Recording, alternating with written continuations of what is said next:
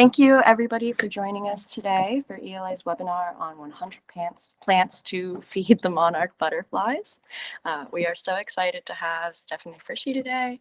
So Stephanie Frischi, during our presentation today, provides pollinator and beneficial insect habitat expertise in Canada, the US, and Latin America for a range of land use types: farms, the energy infrastructure, natural areas, and urban green spaces.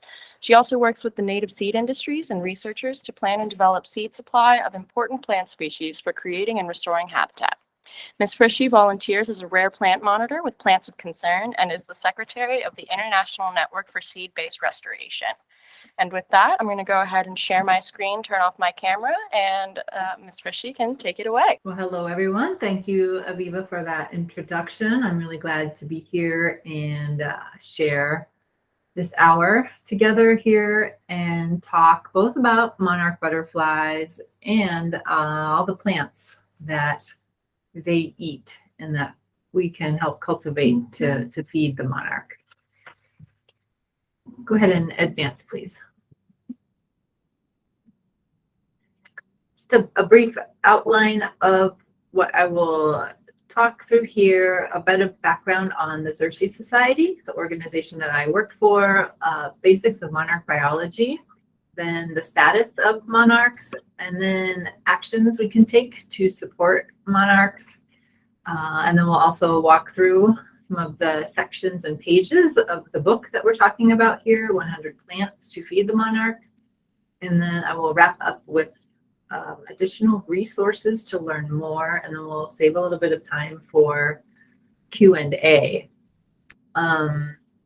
Yeah, I'm, as Aviva said in her introduction, I'm really a plant ecologist. So at the Xerces Society for Invertebrate Conservation, my work is really focused on using seeds and plants and thinking through habitat design for invertebrate conservation.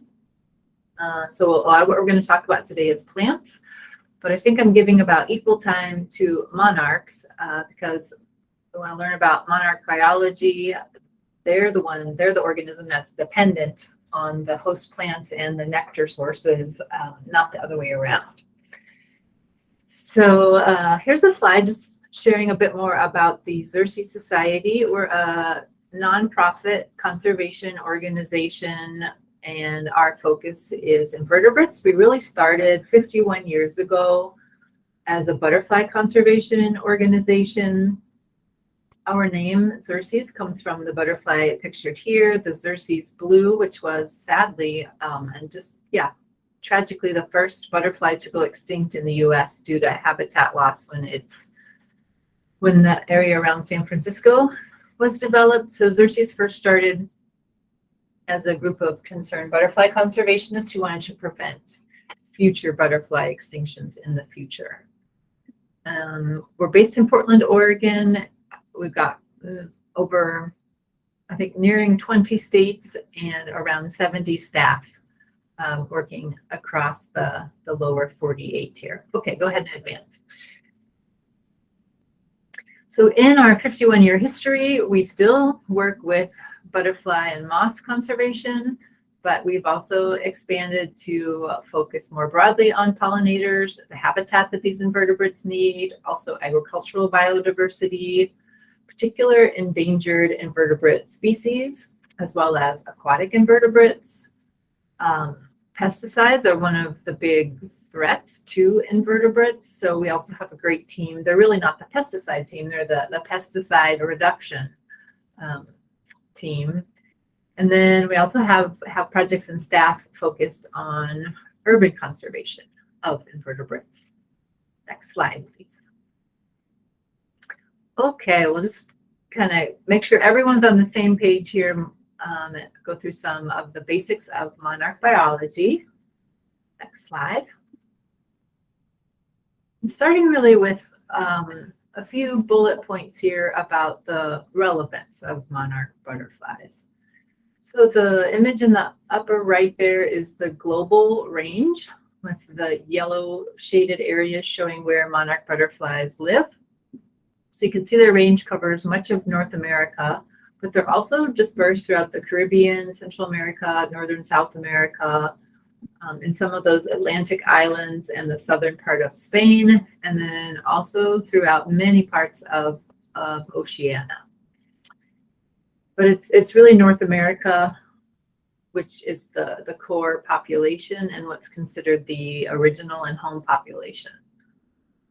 There are, the understanding is that some butterflies were blown across the oceans to these other places, or inadvertently transported, when humans were moving around. And there are suitable host plants there for them. So that's how these other monarch populations have established outside of the Americas. Of course, they're a large and distinctively colored butterfly. Their breeding season is many months long. They live in a variety of habitat types. Their migration is something that's quite wondrous to think about and to humans. And also monarch habitat conservation, all the things we do for monarchs, it's like there's an umbrella effect, and underneath all of that good work, many other invertebrate and vertebrate animals, plants, and other wildlife are benefiting from monarch-focused conservation. So many of those first bullet points are reasons why so many people are familiar with monarch butterflies. Again, they're across most all of the United States, and because they're so large and brightly colored and they live in many kinds of habitats, that gives many people the opportunity to see them. Next slide, please. So the scientific name is Cineus plexippus, and it's a milkweed butterfly, meaning that the larval or caterpillar stages are dependent on milkweed plants or close relatives to grow and develop, and the family are the Nymphalidae. Next, please.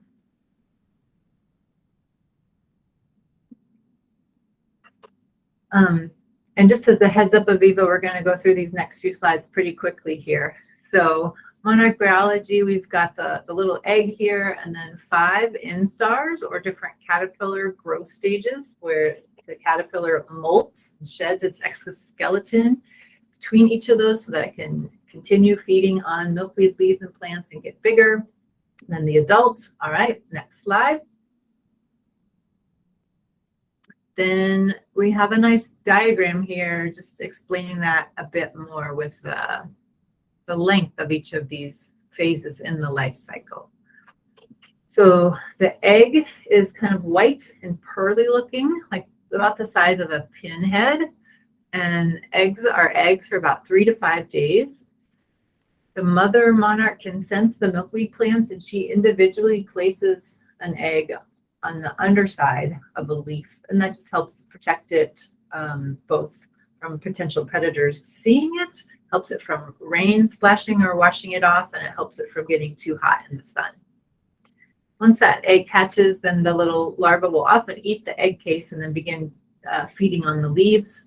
And so it's a larva for 10 to 14 days, goes through those 5 different instar stages. And then it's a chrysalis when it's pupating or going through complete metamorphosis for about 10 to 14 days.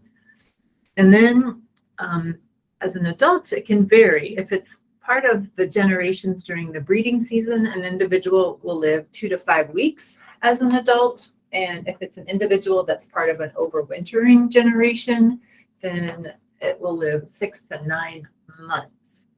And the ranges in these lengths are really determined by temperature. When things are cooler, they'll develop and go through things a little bit more slowly than when things are warmer. Next slide, please. Right, so this is just emphasizing what I mentioned before. The mother monarch will lay an egg individually on a milkweed leaf on the underside typically, and this is part of regular activity during the breeding season, which is occurring roughly from April to September across much of North America. Next. And The caterpillars can eat milkweed species. Depending on how you count milkweeds, we can roughly say there are 90 different species of milkweeds in the continental US. And there's a few other closely related plants that I'll talk about, which are also suitable food sources for monarch caterpillars. Okay.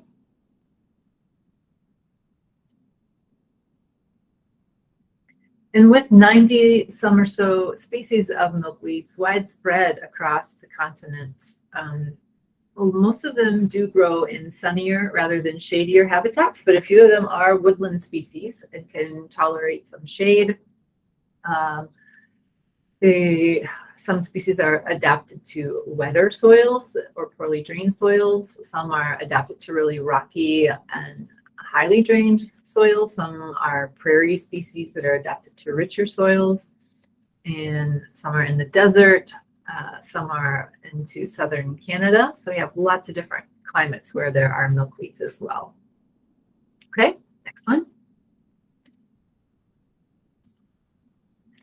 And as their common name really makes obvious, milkweeds are known for their milky sap or latex. And this is both kind of a chemical defense, something sticky that gums up the mouth parts of most things that try to chew or eat milkweed leaves. And monarchs are able to get around this. And then there are also chemical defenses within that milky sap, these compounds that are called cardenolides. And monarchs, again, can eat on those and store them up in their body. So the caterpillars are building up cardenolides in their bodies. And then when they are adults, a young bird, as it's learning to find food for itself, may first mistakenly try to eat, well, it will try to eat a monarch, but there's such a bitter taste in these cardenolides, create this vomiting response in the animals that try to feed on them. So a few may be sacrificed to teach the blue jay as an example here. Pictured here is an example that these are not good food sources. Okay, next one. Yeah, and then this is a slide showing this, what's called the J shape, and then the formation of the chrysalis. So that fifth instar caterpillar is finished eating milkweeds. It's done with that part of its life. And it will often move many feet or meters away from where it was feeding on milkweeds, and it will go to another location, either a plant or a little sheltered ledge or something, maybe a man-made structure, and it has special organs on its tail end there to attach to that and anchor itself, and then it begins curling up in that. But that's the head and the hooked part of the J, and then it molts one more time. And in the middle picture, the black that you see there is the previous exoskeleton. So it kind of all unzips and squishes upward.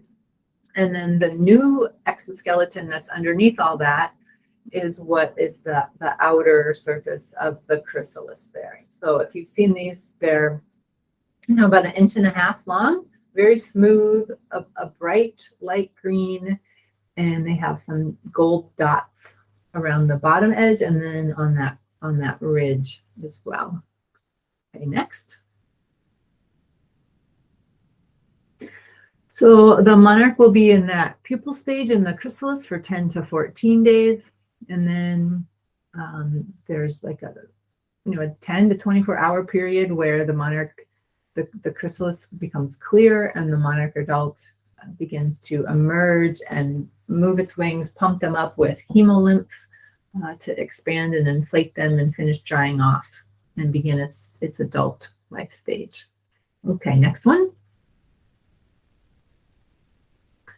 And now we have a butterfly with this kind of long straw-like mouth. It's no longer a chewing caterpillar. So the adults are eating a very different food source relative to what that same individual ate when it was a caterpillar. Adults feed solely on nectar. And while they do drink nectar from milkweed plants, they can also drink nectar from hundreds, if not thousands, of other plant species, like the nice native thistle pictured here. Okay, next slide. So yes, again, just reiterating what I previously said here, the nectar is the sole food source, but it's from many, many different plant groups and plant species, the sole food source for the adults. And whether an adult is part of a breeding generation, it's still flying, maybe several hundred miles northward to expand the breeding population. But then that overwintering generation that makes the big migration to overwintering grounds, those are also fueled entirely with nectar. So the late blooming species, like goldenrods, like asters, two examples of those are pictured on the upper right and lower right. Those are some of the key plants for migrating monarchs in the eastern US as well as parts of the West. Next, please. And then just a few basics here. There are some clear, easily visible differences between female monarchs and male monarchs. The female there on the left has slightly thicker veins relative to the male. It depends on the age or the freshness of the individual, but females are often a little bit duller and males are brighter. And then if you look at the hind wings, the two lower ones there closer to the body, you'll see that there are no kind of thickened spots on the veins. And on the male, there are these two distinct scent spots on the hind wing. Okay, next slide. And then depending on where you live, there are some other similarly colored or patterned or sized butterflies out there. So the viceroy is the most immediately similar to the monarch, but it's got that, you can see that black band that kind of echoes the lower edge of the hind wing, and monarchs do not have that, and viceroys are also slightly smaller in size. And then I think it's more just when a Gulf fritillary or a queen butterfly are moving quickly, it can be hard to exactly tell if they're a monarch or not, but if you get a good view of them, you can see how they're distinct as well. Next slide.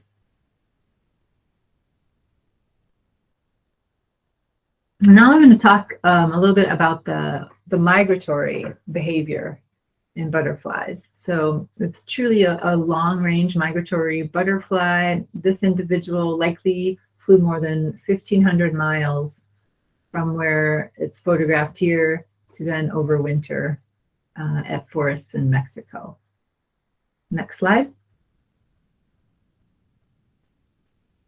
Here's a map. I'm going to show this one, and then a little bit later I'll show a similar map here. But to kind of unpack this, when we talk about monarchs in North America, we look at three populations. Starting from the left, we've got the Western population, and these primarily inhabit the state of California, but they do move inland into Nevada and Arizona and parts of Oregon and Washington. And that's where their breeding is happening, where those green and orange arrows are. And then their overwintering grounds are all along the coast there that's shaded in blue. And then I'm going to jump over to the southern part of Florida. That's the second of the three populations here. That is a resident population. There's some movement in and out. You can see the orange and green arrows, but because winters are very mild there and there are milkweed plants consistently growing all year round, they can continue breeding, and that population just stays put for the most part without doing any kind of migration to overwintering grounds. And then the third population here is the largest one by far. Everything east of the Rocky Mountains is what is called the Eastern monarch population. And those overwinter, they're in south central Mexico, where that's marked. And then they migrate up through Mexico and enter the US through Texas and across the Gulf, and begin breeding, as far south as southern Texas, finding milkweed plants, living those shorter generation times, and then they continue moving northward up through the plains, the Midwest, and the eastern states, and all the way up into Canada. Okay, next slide, please. Yeah, just I mentioned Canada, the southern border of almost all of Canada has the native milkweed species that grow there, and monarchs eventually reach that part of North America. Here's a monarch caterpillar on oval leaf milkweed, or Asclepias ovalifolia. And you can also see one of the adults flying near the plants here. Next slide. And those photos are here at a native seed business called Skinner Native Seeds, owned and operated by John Skinner, pictured here. And in the lower left, those are piles of oval leaf milkweed pods that his business produces and harvests and then cleans and prepares and sells to other folks doing habitat restoration, specifically for pollinators, monarchs, or just general ecological restoration. Next slide. So we're going to go into another section here and talk about how monarchs are doing in North America, or kind of their current status. Next slide. So this is that second map kind of showing the same three populations: the western, the eastern, and the non-migratory Florida population. Similar concepts here. You can see in the extreme Pacific Northwest, that's not an area where milkweed is native to. So also, it's not an area where monarchs really belong. You get some waifs, some that may have kind of gotten off course or blown into those areas. And of course, cities like Seattle and Portland, many folks are planting milkweeds in their yards and gardens. So sometimes, there are plants there for the caterpillars. Next slide. And then this is just a very small picture of these huge overwintering areas or masses of butterflies in Mexico, but they basically all come and cluster on tree branches and really dial down their metabolism and stay fairly inactive for the months that they're at an overwintering site. Next. First, I've got some population trends here for the eastern population. And the way these eastern and western populations are measured is at the overwintering sites. In Mexico, it's done through both the World Wildlife Federation and then the Mexican governmental agency CONAP.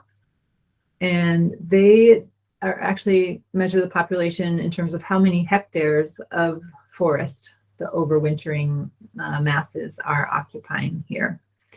So you can see for the last easily 20 years, it's been kind of consistently low with some bounciness between lower figures, and now we've had this 2.8 is from last winter.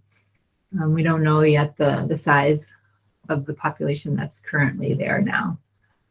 We're kind of summarizing all this. It's an 84% decline from the population high that's pictured there from 1996 to 1997. Next slide. Western monarchs, similarly, they overwinter in clusters on tree branches along the California coast, and those are more distributed and smaller overwintering sites.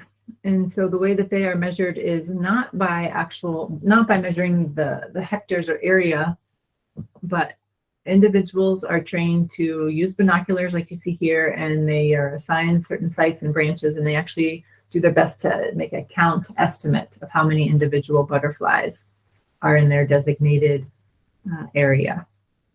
And that's done through a community science or crowdsourced conservation effort called the Western Monarch Thanksgiving Count. And I'll be talking more about that towards the end here.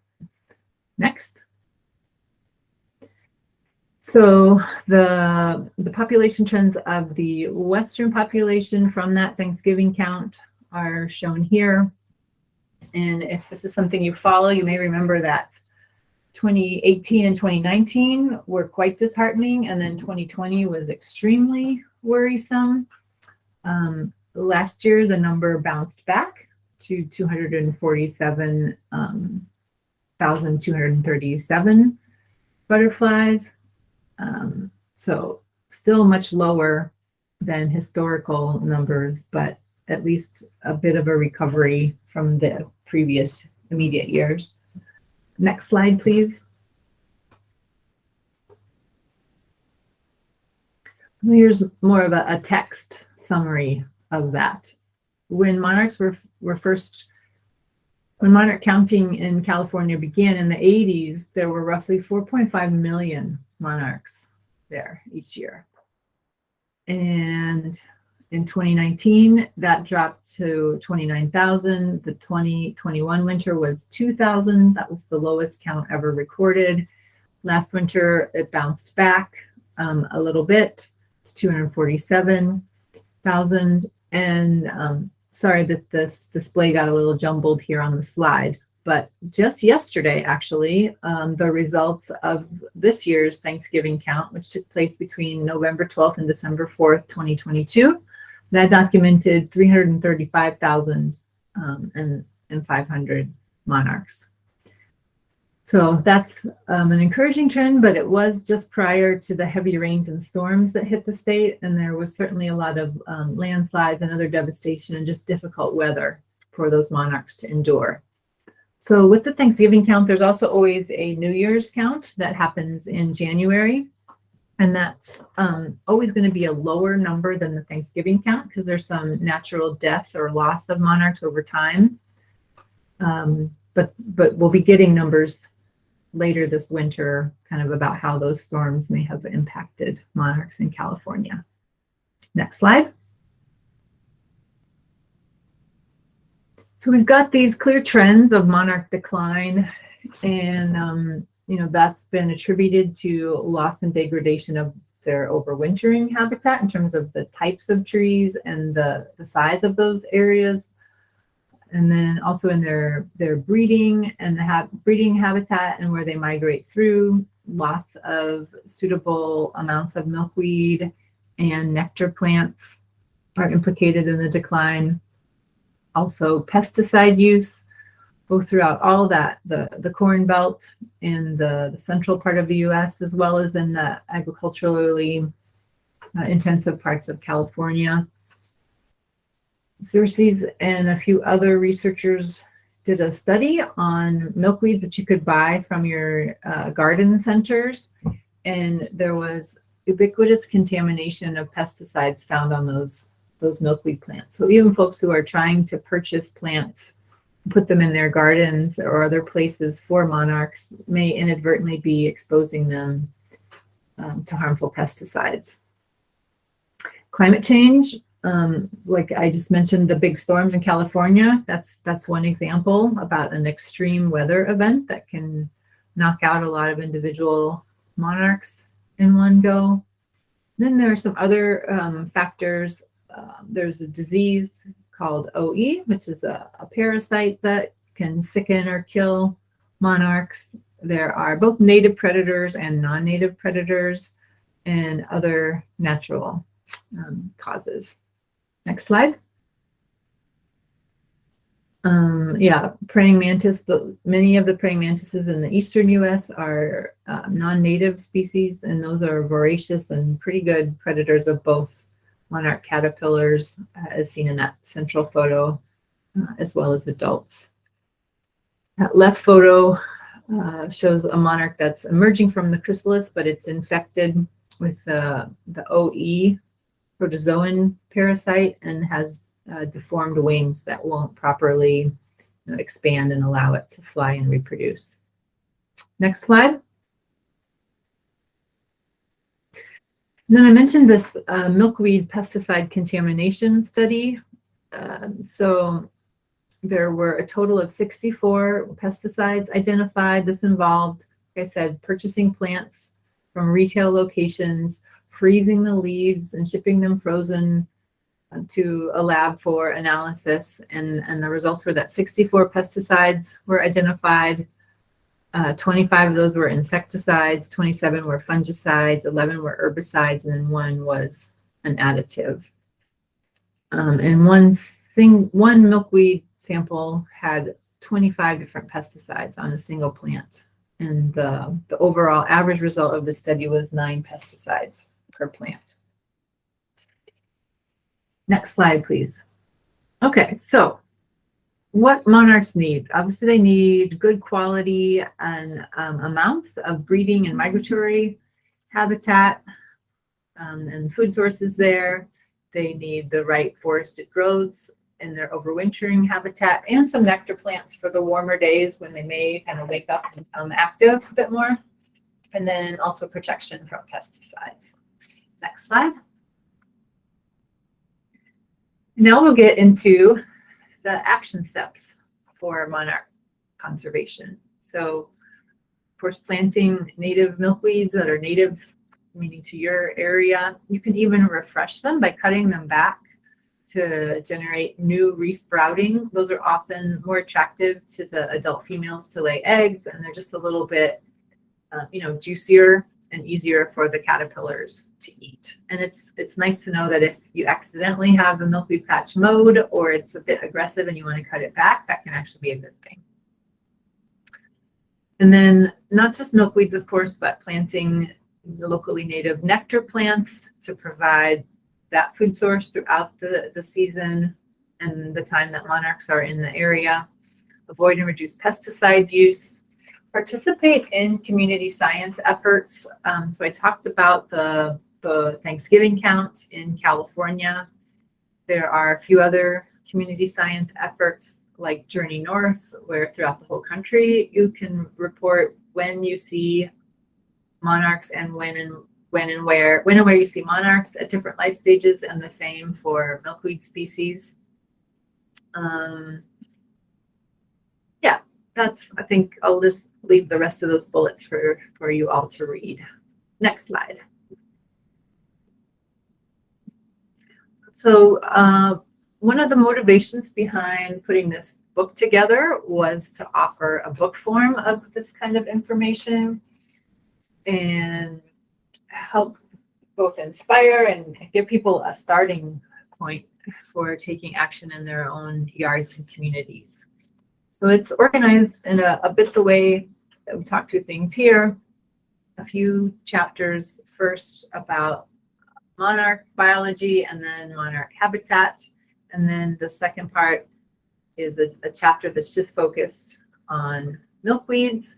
Another short chapter about those non-milkweed host plants. And then many pages in the longer chapter 5 of nectar plants that are herbaceous, and then also a chapter on woody nectar plants as well as vines. Okay, next slide, please. And this book was published kind of around this time in 2021, and we were humbled and honored to be named one of the 3 2022 American Horticultural Society Book Award recipients, along with some really good company, Wasps of Eastern North America by Heather Holm and The Nature of Oaks by Doug Calamity. Next.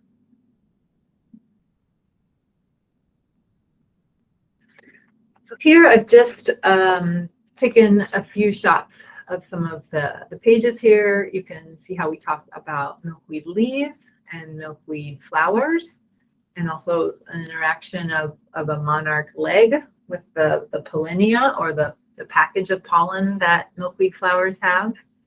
Next. And then this is the chapter on milkweeds.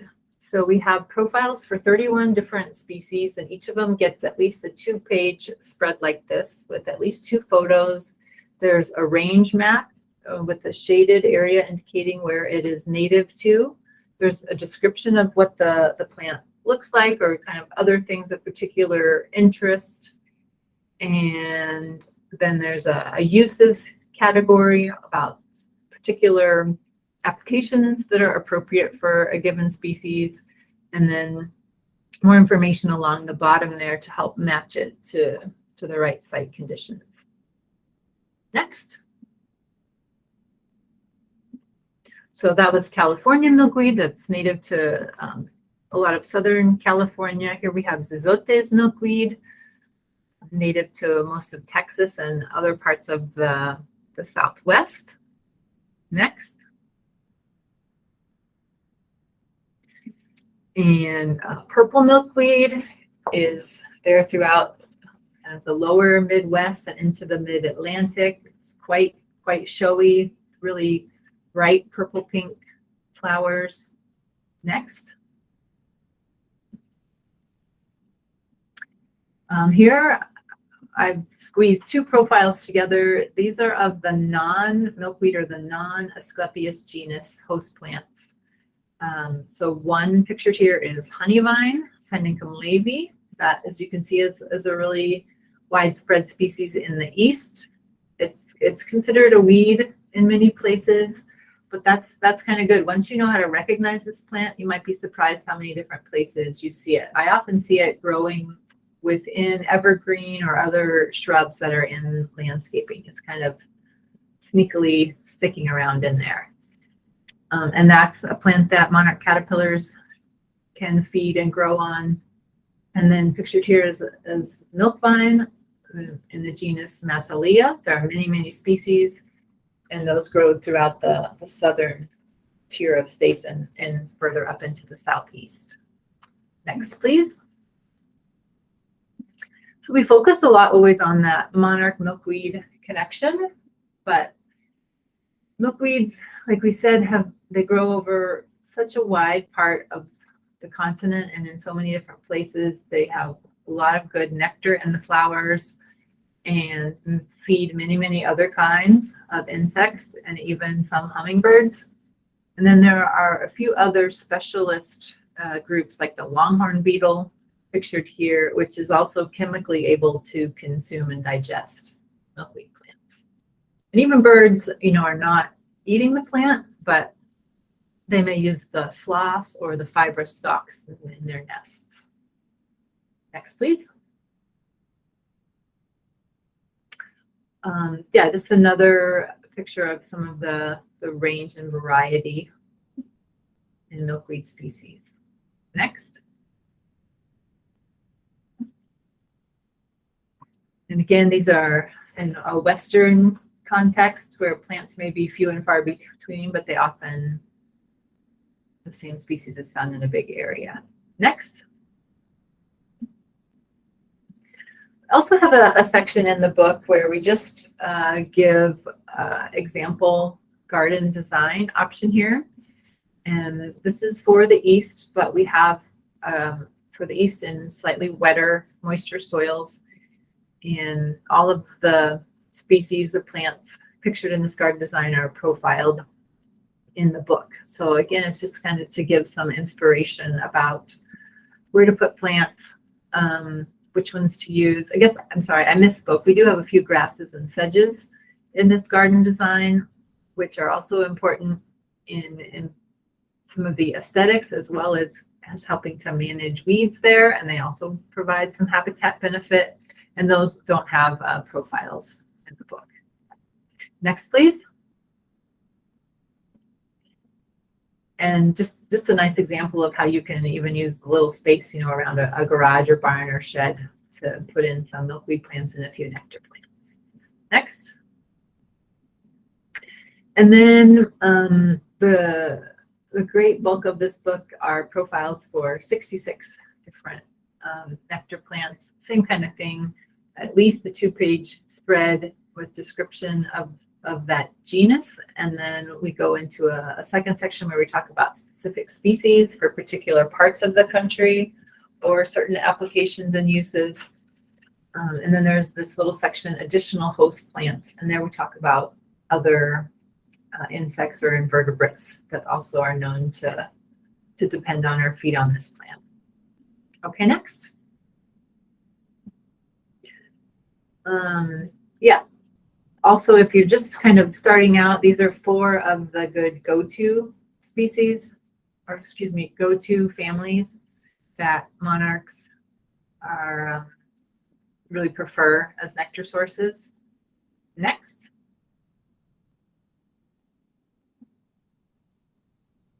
Then I just do want to mention tropical milkweed.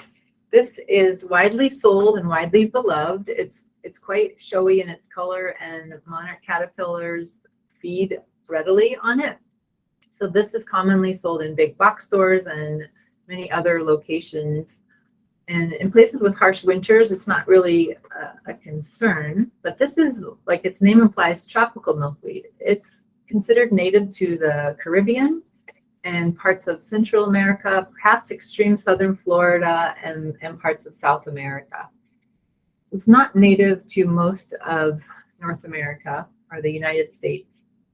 And in places with mild winters, it doesn't die back or senesce. It stays evergreen. And the surface of those tropical milkweed plants are where this disease or parasite, OE, Ophiurocystis electrospira, build up. So by having these tropical milkweed plants in areas like coastal California and some of the Gulf Coast areas, that's a concern about really raising the rates of infection and spread of this disease. Well, it's just something to watch out for. And again, try to be educated about which milkweeds are native to your location. There's many that you'll have to choose from, and opt for those first before choosing tropical milkweed. Next.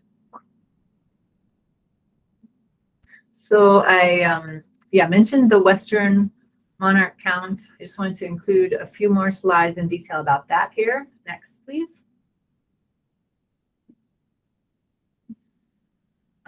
So the Western monarch count, you really have to be there in California, but you can visit the Thanksgiving count website and learn about how you can become involved and how you get trained.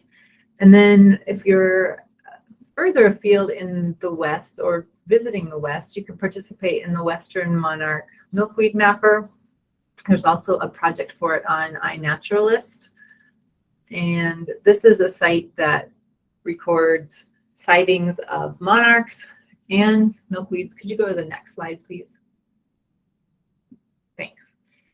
There you can see the key. So green dots are where milkweeds were observed, and then orange are monarchs, and then purple are where monarchs were observed breeding. That usually means that an egg or a caterpillar was what was observed there.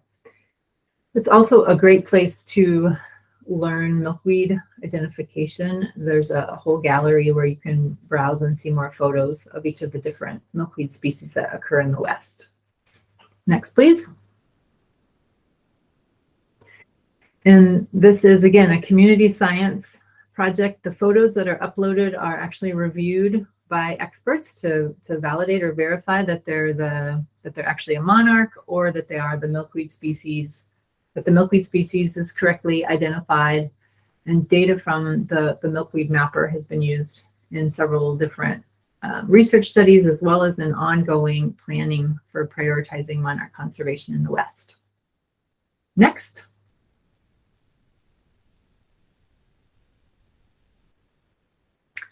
Also, Xerces has a habitat kit program. These are offered regionally in many locations. So I suggest you search our website or search online for that.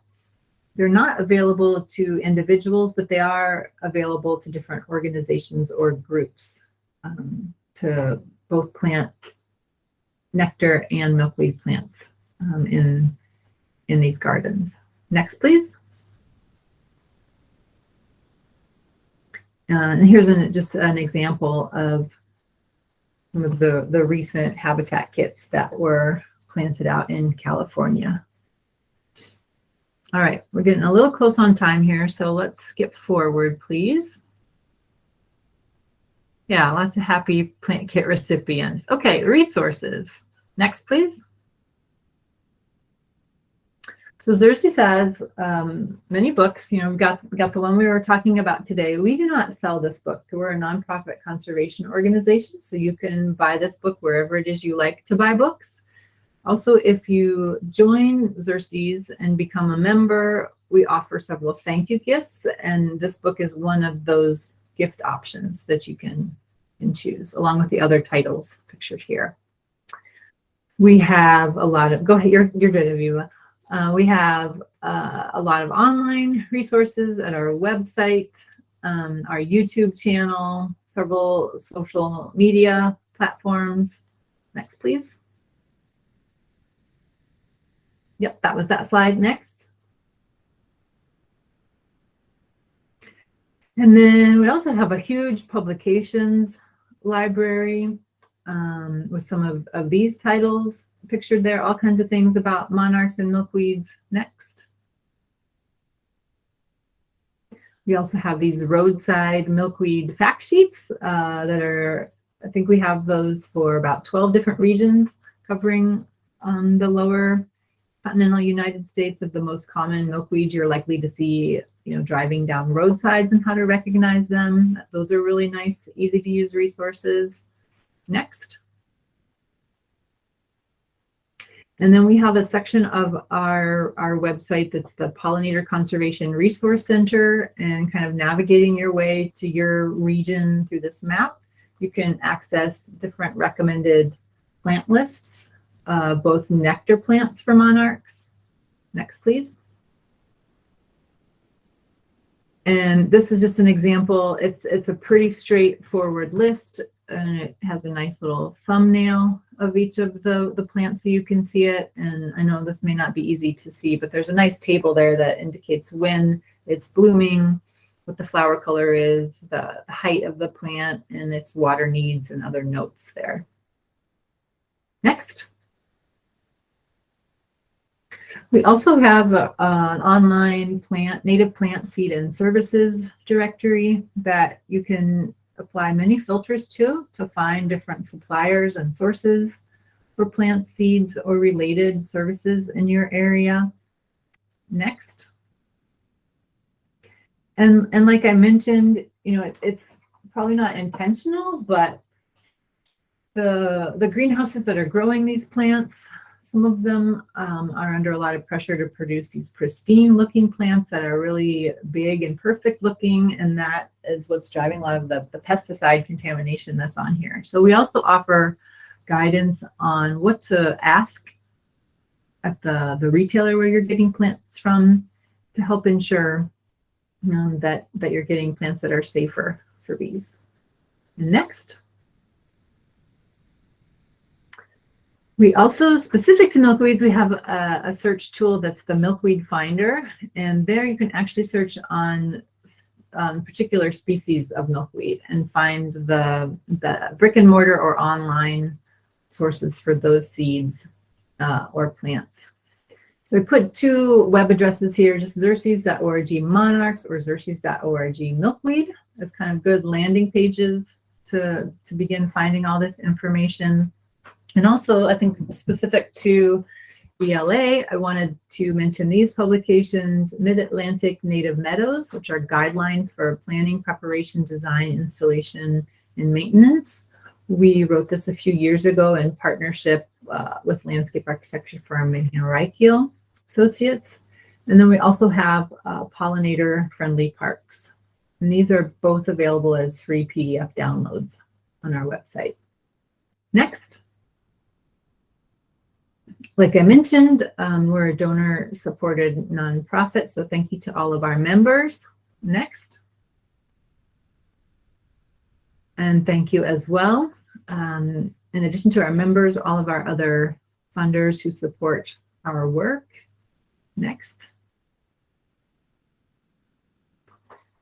And that's my final slide here. Thank you all for your interest and attention. And I think we've just got under 10 minutes here for any questions. Let's see. The first question that it looks like we have is, can you explain what determines a breeding monarch versus a migratory monarch? What is the purpose of the migratory group? Yes. The difference is really when it's born. So an egg that's laid in Texas in April, that's going to be a breeding generation. It's when spring and then summer and early fall are happening across most of the United States. That's when all the milkweeds are up and growing and there's a food source for caterpillars. And then a monarch that's born in Minnesota in early September, that one's going to be one of the overwintering ones. There might also be a monarch being born in Tennessee in late September. That will be an overwintering one. So it's really the timing with the season of the year. They're migrating because they can't withstand winter conditions, in most of the eastern US. It's too harsh. So instead of some butterflies that do not migrate, they withstand winter as eggs or even as a pupa, or the larvae can kind of just be really chilled out and survive winter. But monarch biology, their physiology doesn't allow that. So the way they survive winter is to get out of winter and go somewhere milder. And then they want to come back and feed on all those great resources of milkweed and nectar plants. So they're kind of repopulating northward during the breeding generations. Michael Thomas, is there any research about whether monarchs tend to go back to where their relatives were born? It seems like they could, since they reached the same place to overwinter. Yeah, I like the curiosity behind and the thinking behind that question. That question is something that I know the research community has thought about, but it's really not easy to measure because you get many generations removed. So just to go back to my other example, one monarch is hatched as an egg and born in Minnesota. Then it spends the winter in Mexico, assuming it survives that migration, assuming it survives overwintering in Mexico. It then, moves northward into Texas, and that's where it lays its eggs. And at that point, it's going to die. And then it's the next generation will migrate a few hundred miles north, more into Oklahoma or the southern Great Plains, and lay eggs. And then that one will die. Remember, the breeding generation is only living 4 to 6 weeks each generation. So you get several generations, removed. And remember, then you've got like the male parents side of things and the female parent side of things. So kind of family trees get complicated quickly to be able to track an individual monarch and to be able to say, like, well, where did it really come from? Does it go back there?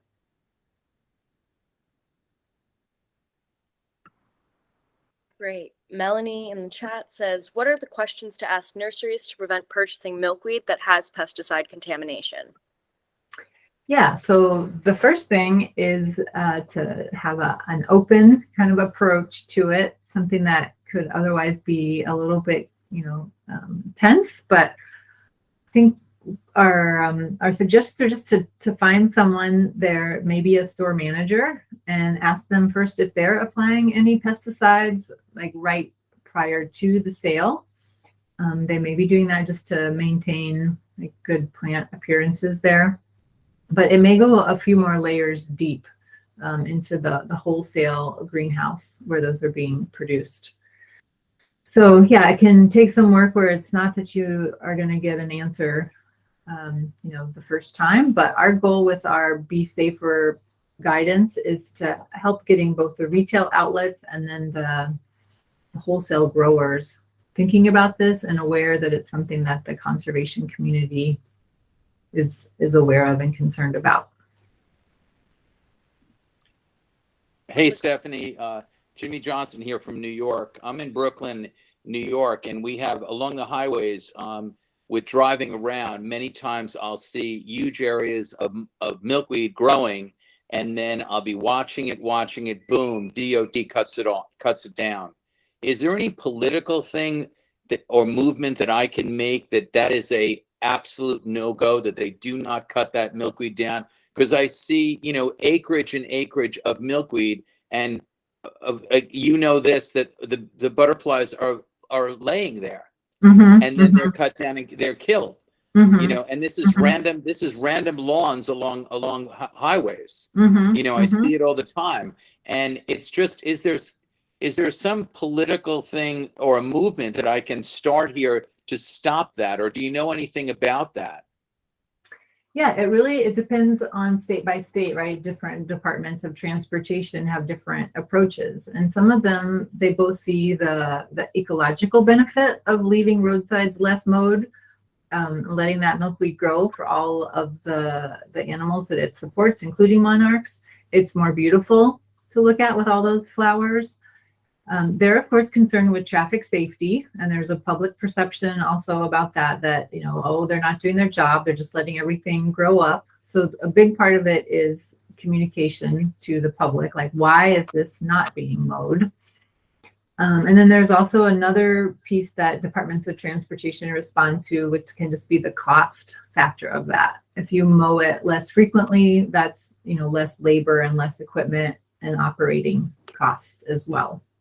So feel free to reach out to me by email if you want to follow up. We've done, not myself, but another coworker of mine, like that's her career, is roadsides and pollinator habitat. Fantastic. Yeah. Then I will do that. Yeah. Great. And thanks for the question. Yeah. Thank you.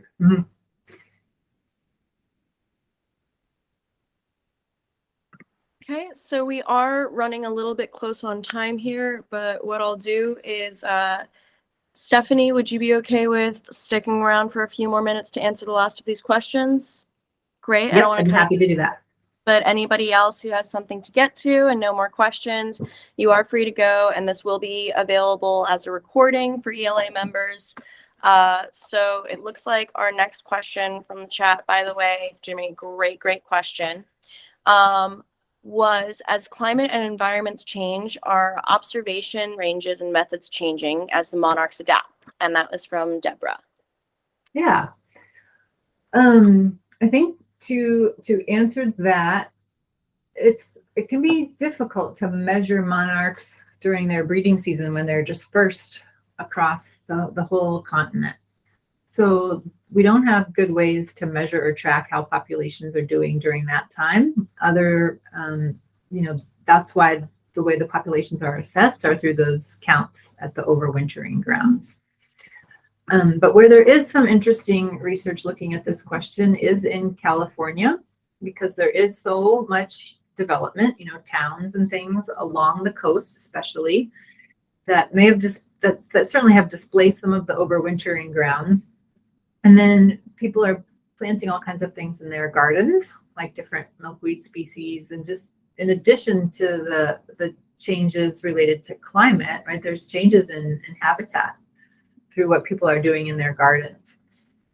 Also, as winters are perhaps more mild, that pressure or that requirement to get out to the coast of California, where you're guaranteed a more mild winter, that becomes less strong. So there are some very new and young research projects underway in California to start to understand those dynamics of, like, are there more individual butterflies who aren't migrating to the coast of California, but are able, both because of the weather and because of the plants available to them, they're able to stay active year round in California? Good question. Isn't it? These are all such fantastic questions. Always a sign of a great presentation. Judy Vinonsky asked, are pesticides systemic, or can they be washed off? That depends on the particular pesticide. So I don't have the numbers of our study in front of me, but I think those data tables do summarize which ones were systemic and which ones were topical. And yeah, in some cases, that's something you can do, is wash off, rinse off your plant really well and remove some of those surface residues. Other guidance is to actually cage your plant, or don't allow monarchs to access your plant for a few weeks. And that can let both the sun and rain wash off some of the residue that may be on the surface, as well as some of the systemic pesticides just become less concentrated. Great. There's some Latin in this one, so excuse my pronunciation. But Eduardo asked, do Asclepias cultivars, like in parentheses, Asclepias incarnata cinderella, parentheses, host the monarch butterfly? Yes, they do. Cultivars are kind of subgroups of a plant species that humans have bred or selected for certain characteristics, and often those are horticultural in nature, and the things that we value are not always the things that insects need or are important. But I think, correct me if I'm wrong, but I think Cinderella is a white flowered cultivar of that species that is normally pink flowered.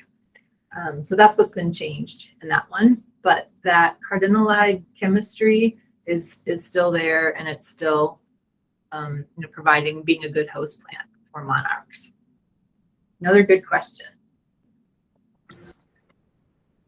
This one does not have a question mark on it, but I will read it out because it does seem like a great contribution to the conversation from Julie Snell. Employing cues to care, meaning operations like mowing the edges, can convey that this area is maintained, but also supporting habitat. And Eduardo says, thank you. Good. And then we've got one more question from Shannon. Why was there such a population surge in 1996 and 1997? Is there a way to replicate that success in populations? Yes, another very good question. And I think, well, my answer is I don't know why there was such a population surge. Part of what's missing is previous decades of information in these counts.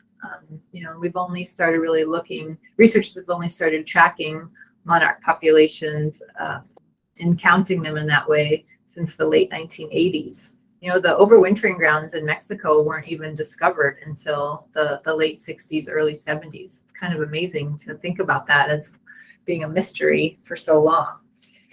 But it was. So yeah, our history in tracking those population trends is limited. So I mentioned that blog, The Bounciness of Butterflies. These are species whose populations can kind of have a lot bigger years and a lot smaller years. But what we want and what they need to really be safe from a conservation or more secure from a conservation perspective is higher base populations. There we go. Thank you all so much for joining us today. Stephanie, cannot thank you enough for coming to present to us today on such a fascinating subject and with such fascinating answers to these questions. Thank you. Yeah, thank you.